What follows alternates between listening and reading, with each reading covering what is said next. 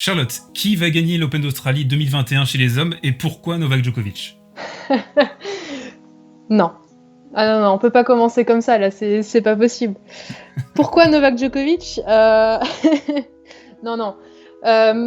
Bonjour déjà. Bonjour. Et puis, je ne vois pas du tout Novak Djokovic remporter l'Open d'Australie. On attaque tout de suite, tableau masculin, avec les favoris. Donc on va commencer par Novak Djokovic qui, si on se raccroche aux branches un petit peu, et d'après aussi les books, donc Djoko est archi favori de l'Open Australie, 2,30 la cote. Ensuite on a Daniil Medvedev 5,50, Rafael Nadal 6, Thiem 8, Tsitsipas 12, Zverev 15, Rublev 20, etc. Ensuite on a notamment Kyrgios à 30, ça me paraît un petit peu exagéré.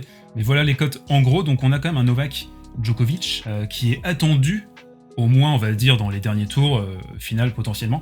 Tu as une lecture différente de la situation. Oui, parce que pour moi, je pense qu'il y a un autre joueur qui peut très clairement remporter ce tournoi, c'est Medvedev. Rapidement, pourquoi Medvedev? Déjà parce que on l'avait quitté en 2020 avec une fin de saison absolument incroyable. Je ne vais pas revenir dessus, je pense que tout le monde se souvient de ses performances en fin de saison. Ouais.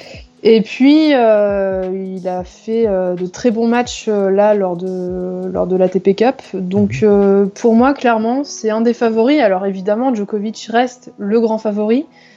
Mais il n'est pas, en tout cas, mon favori à moi. Donc, voilà, ça fait longtemps qu'on se dit que Medvedev est capable de remporter un grand chelem. Et je pense que, vu ce qu'on a vu de lui ces derniers mois, c'est peut-être le moment pour lui, justement, de le faire. Oui, alors on rappelle, il a jamais vraiment percé plus loin que les quarts de finale à l'Open Australie. Je crois que son meilleur résultat, c'est un 8e de finale. Mais il est quand même dans des situations... Là, on a appris que la surface était particulièrement rapide à Melbourne cette année. Il y a eu différents commentaires là-dessus des joueurs. Lui, ça lui convient bien, un gros service. Il est capable de bien couper les trajectoires.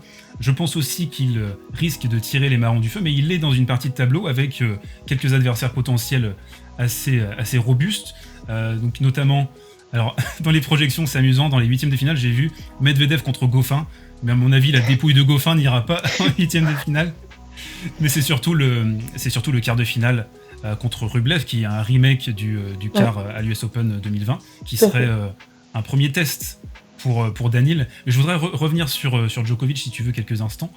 Donc pour toi, qu'est-ce qui te fait dire que pour quand même quelqu'un qui a gagné les 7 des 8 derniers Open Australie, il est chez lui à Melbourne, c'est vraiment... on a vu à la TP Cup, il est galvanisé par... il suffit qu'il y ait 3-4 Serbes dans le public, il est complètement galvanisé. Mais oui, tu as quand même quelques doutes sur quoi? Sur sa capacité à gagner à son âge, sur la préparation? Non, c'est pas... Je pense que c'est pas une question d'être prêt ou pas prêt. Je pense qu'il est prêt, ça, y a pas de souci. Mais... si on reprend un peu les situations de Djokovic sur les derniers grands chelems, c'est... Je sais pas, je trouve qu'il y a un truc qui fait que, à mon avis, pour lui, ça sera peut-être plus difficile maintenant de remporter un grand chelem parce que l'US Open, il s'est fait disqualifier. À Roland-Garros, il passe totalement à côté de sa finale. Pour moi, je sais pas, j'ai l'impression qu'il a une pression en plus quand il joue les grands chelems parce qu'on sait qu'il est complètement habité par le fait de battre tous les records de Nadal et Federer. Et pour moi, cette pression en plus, même si c'est Djokovic et que c'est un monstre mental, j'ai quand même l'impression que ça va peut-être devenir un peu compliqué pour lui s'il se met trop la pression. Donc moi, c'est ce qui me fait dire que c'est le favori, mais il peut y avoir certaines choses qui peuvent jouer en sa défaveur. On a un autre favori qui a glissé parce que tout simplement il n'a pas joué la TP Cup, il est diminué au dos, mais on l'a vu s'entraîner, attention, avec Carlos Alcaraz ce matin. C'est Rafael Nadal, bien sûr, qui n'est pas dans des dispositions physiques énormes. C'est le moins qu'on puisse dire. Il y a une histoire délicate avec l'Open Australie, il y a des blessures. On se souvient la finale contre Wawrinka en 2014, où c'était déjà le dos et il s'était fait injecter des cellules souches dans la colonne vertébrale pour se soigner. On a de grandes inquiétudes pour Nadal. Moi, je le place pas très très haut forcément, surtout que il aurait potentiellement Tsitsipas en quart. Et là, vu les dynamiques des joueurs, Stefanos qui a régalé à l'ATP Cup, je vois plus le grec s'imposer sur un potentiel quart de finale. Qu'est-ce que tu penses de la situation de Rafa, toi? Je suis exactement du même avis que toi. Tu vois, dans mon tableau, pour moi, Nadal sort justement en quart de finale contre Tsitsipas. Effectivement, comme tu l'as dit, il n'est pas dans de bonnes dispositions physiques. C'est franchement pas rassurant à 2 jours de commencer un nouveau Grand Chelem. Donc, pour moi, il est pas du tout favori. Et je pense que, tu vois, même Tsitsipas est devant lui, en tout cas, ça c'est sûr. Charlotte, on va inviter les personnes qui nous regardent à regarder le tableau en même temps que tu vas nous dire quelles sont tes demi-finales projetées. On sait que tu as fait ça, tu fais ça tout le temps sur Twitter, sur ton compte, à Madame Tennis. Tout à fait. Je suis une bonne élève. Tu as fait ça parfaitement. Alors, qu'est-ce que tu as prévu pour les demi-finales chez les hommes ? Alors, dans la partie haute du tableau, moi j'ai une demi-finale Djokovic-Thiem. Très bien. Avec une victoire de Thiem, donc qui irait jusqu'en finale. Et dans la partie basse, j'ai une autre demi-finale Medvedev-Tsitsipas, donc avec forcément une victoire de Medvedev, vu que c'est mon favori. Ok, donc Medvedev qui irait en finale sur la partie basse, et ensuite contre Thiem, c'est ça ? Oui. D'accord, et une victoire en finale de Medvedev. De Medvedev, voilà. D'accord, donc tu vois un renouvellement générationnel en 2021 aussi ? Ben, je ne suis pas le seul. J'aimerais bien, mais ça fait longtemps qu'on a envie de ça, donc voilà, c'est le moment, là, les gars, il faut y aller. C'est le moment, ce serait bien aussi. On va parler de Sacha Zverev qui s'est bloqué le dos ce matin contre Medvedev. Il a été manipulé à la moitié du deuxième set et à la fin du deuxième set. Je dis ce matin, mais la vidéo est publiée dimanche matin à 9h. Mais je vous laisse recalculer tout ça. Sinon, c'était quand même un outsider plus du tournoi, très bon à la TP Cup. Cette façon de servir des deuxièmes balles maintenant à 220 km/h, c'est nouveau, ça vient de sortir. Et voilà, moi je l'aurais vu bien, mais là je suis un petit peu inquiet avec ce que j'ai vu sur ce blocage de dos. Toi, tu es comment avec Sacha ? Tu penses que c'est... Tu l'as vu comment sur ton tableau, par exemple ? Moi, Zverev, pour moi, il sort en quart de finale contre Djokovic, justement. D'accord, très bien. Niveau français, côté Frenchie, ouh là là, on a vu des performances que j'ai commentées sur la chaîne exceptionnelle, que j'ai commentées sur la chaîne Benoît Paire et également mon fils, qui n'ont pas été extrêmement tranchants, pour dire les choses d'une manière gentille, parce qu'il ne faut pas que je sois trop méchant apparemment, pour dire les choses d'une manière gentille vis-à-vis de nos Français. C'est surtout Nico Mahut qui a porté la France sur ses épaules, 39 ans, c'est un peu bizarre. Et on a donc on a Paire, mon fils, qui ont des tableaux a priori où ils peuvent sortir des premiers tours. Mais toi, tu m'as dit qu'avant qu'on enregistre, tu étais un petit peu sceptique sur la forme de Paire, notamment. Oh pour moi, Benoît Paire, clairement, il fait premier tour. Ok.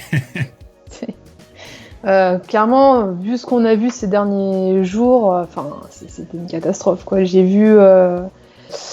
vu une partie de son match contre Fognini, c'était du grand n'importe quoi, mais le jeu, l'attitude, il y avait absolument rien qui était correct ce jour-là. Et honnêtement, je suis pas persuadée que ça ira mieux début de semaine prochaine, donc... Oui, là on l'a vu abandonner après la fin du premier set contre Thiem. Pourtant c'était pas mal au début, il y avait des bonnes choses, et puis il a progressivement lâché. J'ai envie de dire comme à son habitude, c'est peut-être un peu dur, mais ces derniers mois il n'y a pas eu beaucoup de performances qui peuvent nous laisser espérer quelque chose de grand à l'Open d'Australie. C'est le moins qu'on puisse dire. Il tient sa place de tête de série simplement au fait que le classement a été gelé ces derniers mois, comme certains autres joueurs qui ont bénéficié de ça. Clairement, lui, le tennis est passé au second plan ces 6 derniers mois. On a quand même envie de leur souhaiter des bonnes choses. On va parler, j'ai l'impression qu'on va reparler d'un Français à la fin de cette vidéo. Restez bien jusqu'au bout. Je voulais terminer la partie homme sur Nadal, remettre une petite couche parce que son tableau n'est pas forcément très difficile, mais attention, il y a peut-être un grain de sable qui pourrait s'immiscer dans la chaussure de Rafa. C'est pour moi Daniel Evans. Peut-être surprenant, mais si vous vous souvenez bien, si vous suivez la carrière attentivement de Rafa Nadal, vous savez que il avait gagné au Master de Canada en 2019 contre Evans. Ça avait été assez accroché. Evans avait breaké en premier.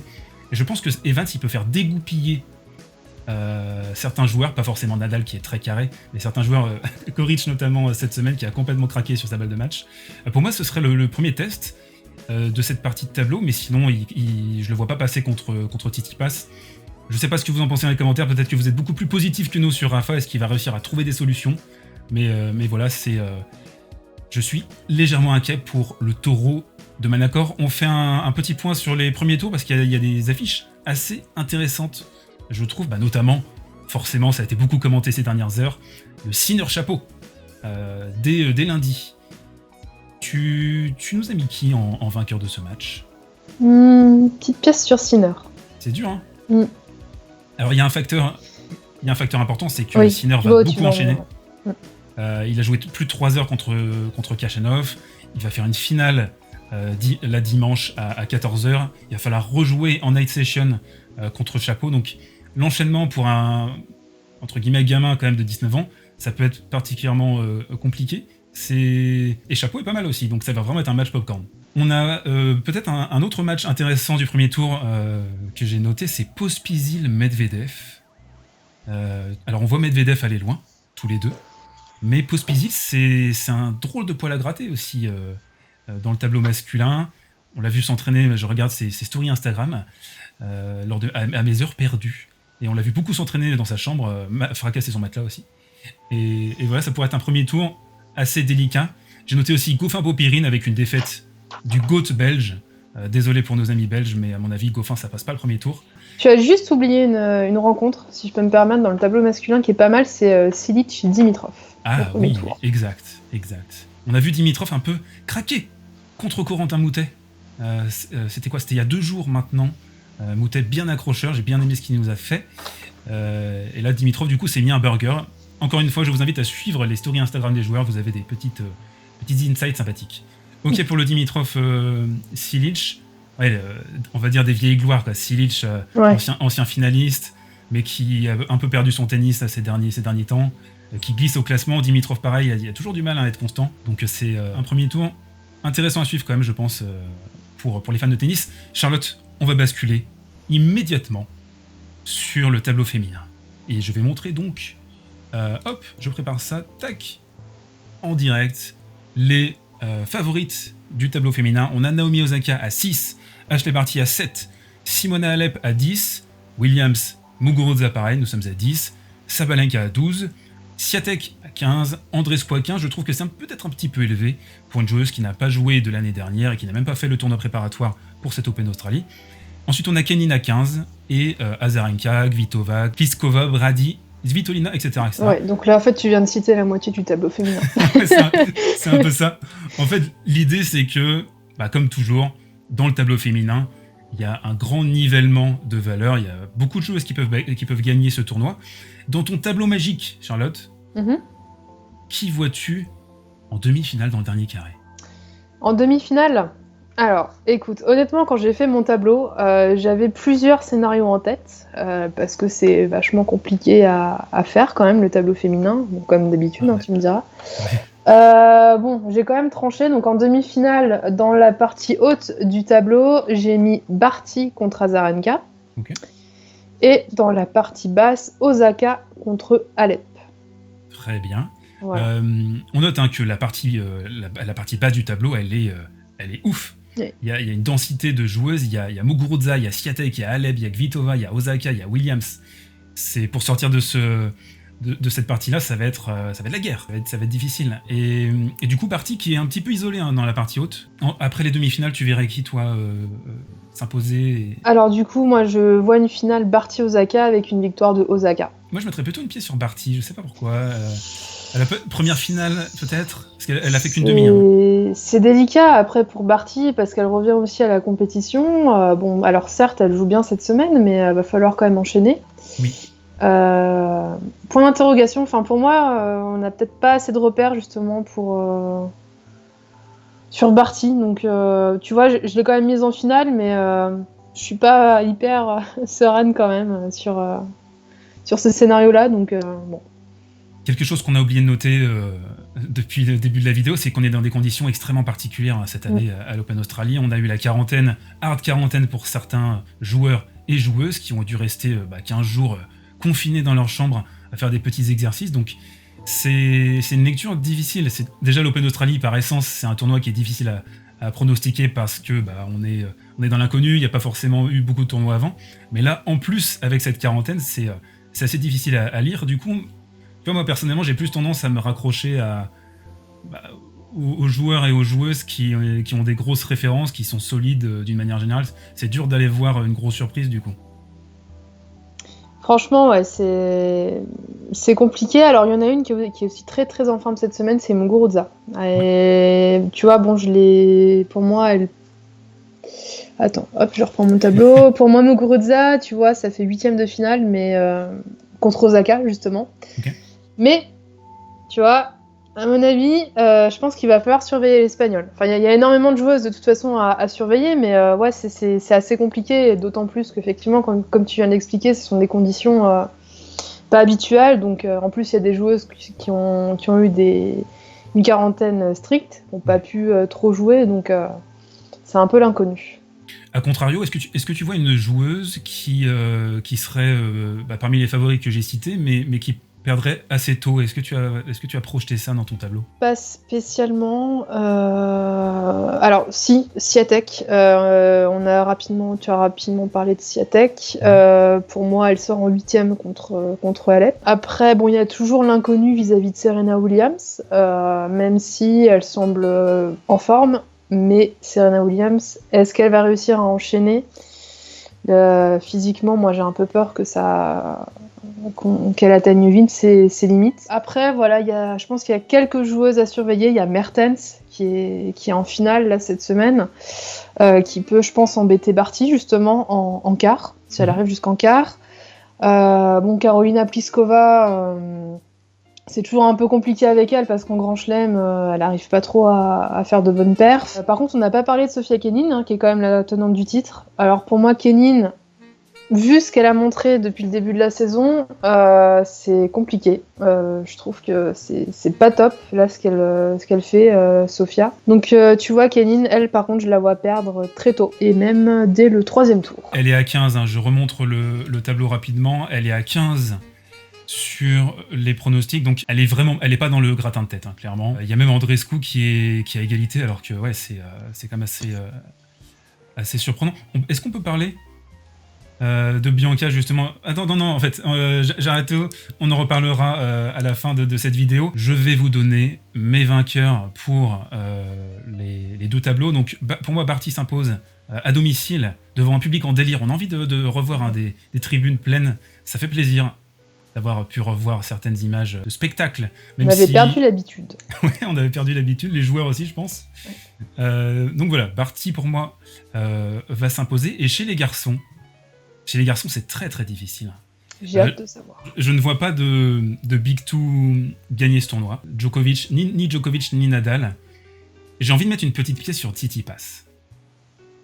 Voilà, si je devais me lancer, selon ce que j'ai vu, selon la forme, selon aussi le fait que Medvedev ça a déjà fait finale, Zverev ça a déjà fait finale, ça a même servi pour le titre en Grand Chelem.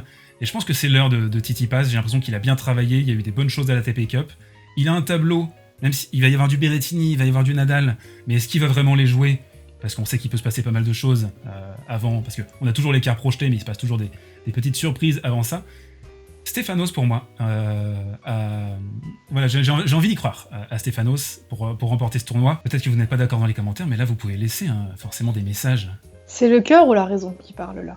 C'est un mélange des deux.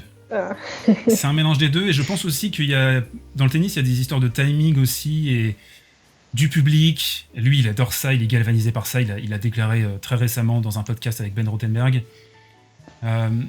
J'ai l'impression qu'il y a un alignement des astres pour qu'il fasse un très beau tournoi. Alors victoire, c'est peut-être un petit peu exagéré, mais dans tous les cas, quelque chose de grand pour Stefanos. On y croit, les Titi fans. Dernière partie de cette vidéo, nos recommandations, un ou deux joueurs ou joueuses que nous vous invitons à suivre avec attention. Charlotte, je te laisse commencer. Alors moi, il y a une joueuse que j'ai hâte de revoir sur un court de tennis, c'est Bianca Andreescu, évidemment, la Canadienne qu'on n'a pas vue depuis 15 mois, je crois. Qui fait enfin son retour, donc franchement j'ai hâte et j'appréhende un petit peu quand même parce que on ne sait absolument pas comment elle va jouer. Elle devait faire un des tournois préparatoires, sauf qu'elle l'a zappé justement parce qu'elle était elle se sentait pas prête physiquement, donc point d'interrogation sur Andreescu, mais j'ai hâte de la revoir et surtout de revoir son tennis que j'apprécie beaucoup. Alors on est deux, hein. C'est une joueuse qui m'a beaucoup manqué en 2020. C'est, je pense, une de mes joueuses préférées sur le circuit féminin. J'aime beaucoup son style, j'aime beaucoup son langage corporel, la propreté de ses coups aussi. C'est une joueuse qui est agréable à regarder. Ouais, en fait, on a choisi la même joueuse, tu vois. Quelle originalité, franchement. On n'est pas très originaux. Chez les garçons, de mon côté, j'ai forcément un kiff, hein, sur Kyrgios. Alors on l'a vu donc cette semaine jouer contre. C'était vraiment un no-name australien. Et en fait, ce qui se passe avec Kyrgios, c'est qu'il joue de plus en plus en marchant. Et je crois qu'il va finir vraiment par jouer en marchant à ce stade. Mais il faudra manquer, je pense, aucun match de Nick, qui est d'ailleurs très bien coté par les books, hein. Il est à 30 quand même. C'est-à-dire qu'il est au-dessus de Chapeau, il est au-dessus de Berrettini. Il est largement au-dessus de Raonic aussi, qui est quand même pas mal en forme. C'est un délire. Les books, ils ont craqué sur Kyrgios. Mais voilà, pour moi, c'est toujours... Il est fantasque, alors voilà, c'est... Ouais, mais tu l'imagines gagner quand même 7 matchs en 3 sets gagnants. Absolument pas. Je crois que les mecs, ils ont fumé un arbre. J'aime bien Rublev aussi, hein. Si c'est pas Medvedev qui passe dans cette partie, parce que le Medvedev-Rublev, il va être intense. Rublev, il est très très bien là. En ce moment, ça frappe très très fort. 2020, ça a été la belle année pour lui. Il a atteint son meilleur classement en carrière. C'est voilà, un petit kiff aussi sur Rublev, même si peut-être que tu vas me dire, il a un jeu un peu monolithique, c'est un peu un boom boom, mais personnalité très attachante et très très hâte de suivre aussi. André, tu as un autre joueur ou joueuse ? J'ai choisi un Français. Alors, c'est ni Benoît Paire ni Gaël Monfils. Hein. Hugo Humbert, aussi, qui pour moi est notre meilleure chance française, peut-être en 2021, pour aller loin dans un tournoi. Bon, alors je pense que là, ça va être compliqué dans cet Open d'Australie parce qu'il pourrait tomber contre Dominic Thiem dès le 3e tour. Mais Hugo Humbert, qui avait quand même fait une fin de saison de 2020 assez exceptionnelle, qui est très fort mentalement, donc c'est un joueur que j'ai envie de suivre. Et d'ailleurs, tu viens de parler de Kyrgios, mais tu sais qu'il pourrait justement affronter Nick Kyrgios au 2e tour. Oui, immanquable ce match. Voilà, c'est ça. Donc voilà, un joueur que j'ai envie de suivre. Oui, Humbert, clairement, c'est un des motifs d'espoir pour le tennis tricolore sur les prochaines années. Moi, j'aime beaucoup sa mentalité. C'est un joueur qui fait plaisir à voir. On n'est pas dans l'artiste maudit que la formation française peut produire de temps en temps. On a un joueur qui se bat, qui a une belle patte de gaucher, un jeu à plat un peu vintage. J'aime beaucoup aussi Humbert. Je pense qu'on a quand même des goûts relativement similaires, Charlotte, sur très bon goût. Voilà, donc c'est tout pour ce numéro. On vous souhaite un excellent, un vivifiant tournoi à suivre la nuit. Donc là, vraiment, c'est les vrais de vrais qui suivent ce tournoi, qui se réveillent. Préparez les thermos de café, surtout, c'est important. C'est ça. Investissez dans des jolis thermos. Et puis, kiffez tout simplement parce qu'il va y avoir du public. On a la petite interrogation, le Covid, peut-être, qui pourrait faire son apparition. On n'espère pas. On croise les doigts. Et on se retrouve quotidiennement sur la chaîne pour un digest australien. Vous le savez. Charlotte, très bon tournoi à toi.